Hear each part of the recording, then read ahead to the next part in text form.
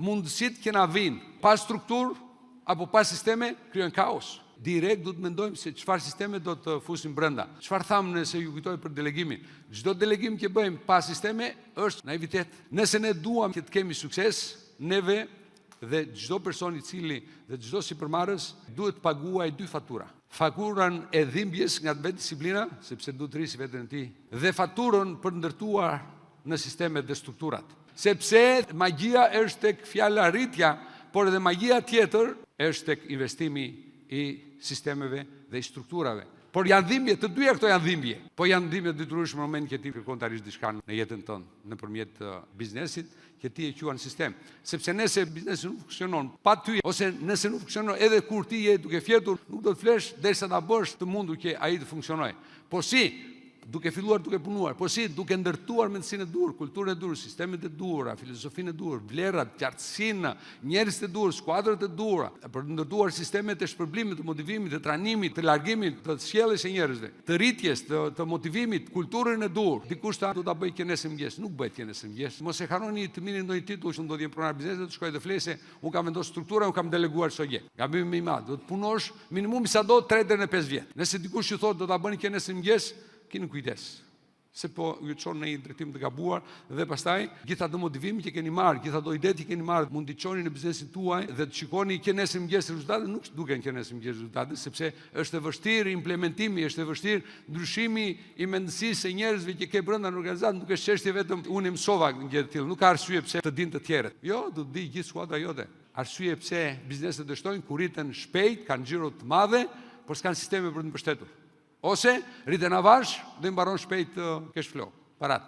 Sistemet edhe strategjitë nuk fitojnë vetëm, ato fitojnë, ato kanë leverdi, ato janë të rëndësishme nëse neve besojmë tek ato. Dhe jo vetëm ne, gjithë njerëzit e besojnë. Dhe nuk është çështje besojnë dhe ata mund thonë po, në rregull, le ta vendosim se unë kam besim të ty, unë do ndjek, po puna është se pastaj nuk i zbatojnë, nuk i ndjekin sepse sistemet janë të mira, por ngadalsojnë ritmin. Edhe sistemet krijojnë probleme sepse ndonjëherë vendimarrja mund të ketë një çik probleme, por do të kujdes edhe nëse ne vendosim sisteme, sepse ato ulin kreativitetin, angazhimin, pasionin, fleksibilitetin e njerëzve brenda organizatë, intelektin e punonjësve, dashurinë e tyre për gjërat.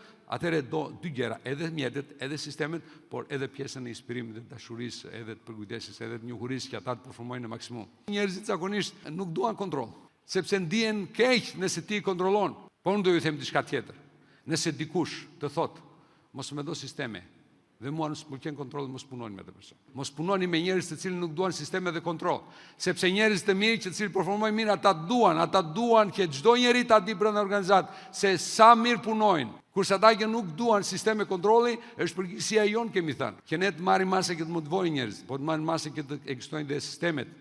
Marrin masë sistemet e vlerësimit, të kontrollit, të shpërblimit brenda organizatës. Sigurisht që është shumë e rëndësishme brenda në kompaninë të fusim në filozofinë që sistemet janë kaq të rëndësishme që asnjë do të ketë të drejtën për të ngacmuar, nuk mund të ketë dot fuqinë për të ngacmuar sistemet. Çfarë sisteme mund të përdorin? Sistemi për funksionimin e biznesit, procedura, si funksionon biznesi, si lidhen, si mirën vendimet, si komunikojnë njëri me tjetrin. Janë të shkruara, janë transparente, gjithë e dinë. Procedurat i ke shkruar, tjetri futet dhe shikon kush janë procedurat dhe si bëhen gjërat tu brenda në kompani. Menaxhimi i informacionit, sistemi menaxhimi financiar, i llogarive të argëtueshme është sistemi që ta garanton. Përndryshe ti merr fund, sistemi kontrollit të cilësisë, i furnizuesit. CRM-ja është ai engranazhi në fund që i mbledh gjitha, financës dhe sistemi marketingut, kujdes për ndarja, të gjitha. Ne duam të përdorim teknologjinë, ne do ta përdorim dashboardin, do të përdorim ERP-n, nëse nuk kemi mundësi të blejmë SAP-in apo Navisionin, dhe të shkojmë të marrim një ERP të vogël. Kemi volur disa bindje të cilë janë shumë të rëndësishme dhe ato bindje na bëjnë sistemi tonë imunitar të tillë që të mos ndikohet nga asnjë faktor i jashtëm, përkundazi të jetë kaq i fortë ky sistem imunitar që neve të jemi të gatshëm të përballojmë çdo vështirësi, çdo negativitet që vjen dhe çdo sfidë e cila vjen brenda biznesit tonë dhe të shërbejmë në mënyrë të shkëlqyer klientit dhe të arrijmë që të kemi një kulturë e cila që nxit klient besnik. Çfarë kemi thënë? Janë inovacioni që krijon idera. Në të njëjtin kohë, marketingu çfarë bën? Bën të mundur që të zgjerojë numrin e klientëve, të rrisë numrin e klientëve, klient potencial. Klientët potencial vjen i merr shitje dhe i kthen në klient real. Po tani në moment që dikush ka bler, atëre ai është klient real Tani puna është që ta bësh klient besnik. Këtu vjen puna e gjithë organizatës. Kur them vjen puna e gjithë organizatës, sepse atje ndërthuret edhe shitja, edhe shpërndarja, edhe financa.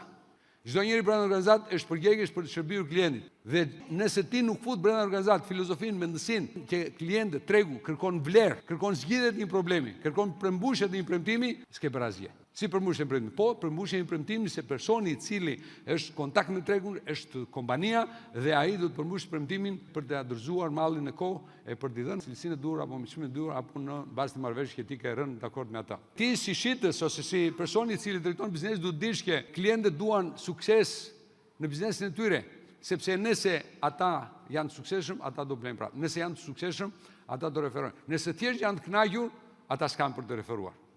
Thjesht janë të kënaqur në ty.